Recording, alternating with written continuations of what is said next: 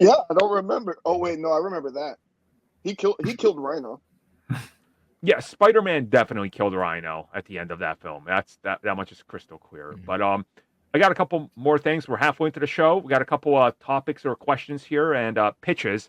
So when we were talking about the Blade movie and how they can't figure it out, Simon A.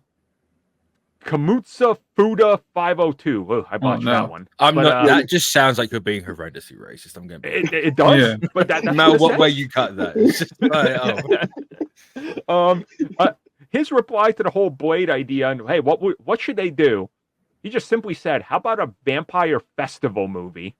Which honestly, you know, if you want to bring back the Blade techno, which you should theme the whole film around like a smallish gathering of vampires having like a yearly whatever blood sacrifice, and Blade hears about it and he's like, I'm gonna infiltrate this, and it's an hour and a half of me just killing vampires in a building. It can be made for like $5 million. Like, you know, it could work. That sounds like an A24 movie. Yeah. Like that new Wolfman movie sounds just like that. It's like, hey, it's a house invasion film with the Wolfman. We made it for like $100,000. You're like, are you saying Wolfman or Woke Man? Wolfman, yes, Wokeman. That sounds like an interesting Wokeman house invasion movie. Well, like, what's Wokeman? Yeah, that sounds really interesting. You have a home invasion movie, but it blades the monster, and you have the point of view from the vampires. Right, like I think that could be an interesting angle on this. So it's like, you know, it could work. Like they need, obviously, the Blade movie. It's not going to be $1 billion hit. It's not even going to be $500 million. This thing's ceiling is like 350 million tops.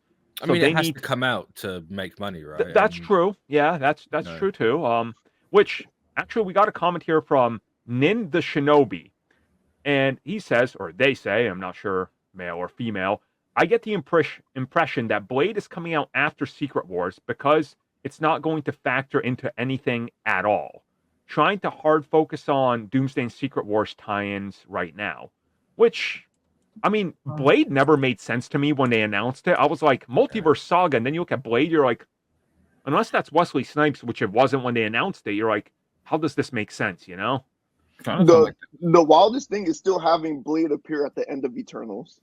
He's the celestial appear, right? He's talking. He's the reason why Eternals 2 is cancelled. But he never appeared. It's the Blade vortex. You get near him, you just get... Oh my god. Think about this. Microsoft announced an exclusive Blade game. Microsoft is dying with the Xbox. Wow, Blade is actually it's a death note to you. That's what Wesley Snipes did. There's some voodoo on the franchise. What we're saying that's why he avoided tax all those years. That's what the voodoo does. Oh, that's my God. I think he's getting money now. He's good. Yeah, we're piecing this all together. That's why he said it's only going to be one Blade. That was completely improv. And true. He put a curse on it. And we do got one more comment. It's not related to Blade or anything, but it's from Circus Baby 4014, and they said some things you guys didn't discuss here that I thought about the main X-Men is the theory that he believes, or they believe, that instead of doing Cyclops and Jean Grey, they should do Cyclops with Emma Frost to kind of differentiate it from the previous version. And look, here's the thing about Cyclops. He gets around. Yeah, he does. So it wouldn't really matter who he starts off with at this point, because if you've seen Cyclops, he likes girls a lot. So and Wolverine, little Canadian men as well. Yeah, see, Mitch knows. Well, see, like you can. The issue here is if he gets with Emma, she's super toxic.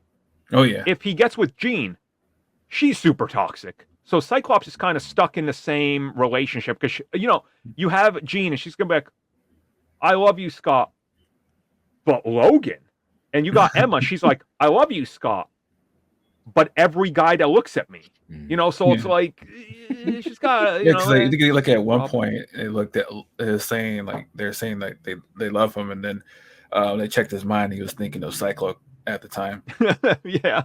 And like, look, I'm not dissing on Emma. I absolutely love her. She's like in my top 10 X-Men, but like, she is toxic because I think, yeah, I think like at one point, like it came out that she doesn't have a British accent. She uses her psychic abilities to make everyone think she does, which is kind of funny. Poser. Mitch is already mad. Time to blacklist her. I don't like her. She's banned from this aisle, I tell you. It's I don't know, like I do like the idea of maybe having, well, I'm pretty sure it's gonna be teenage or young adults that are the X-Men.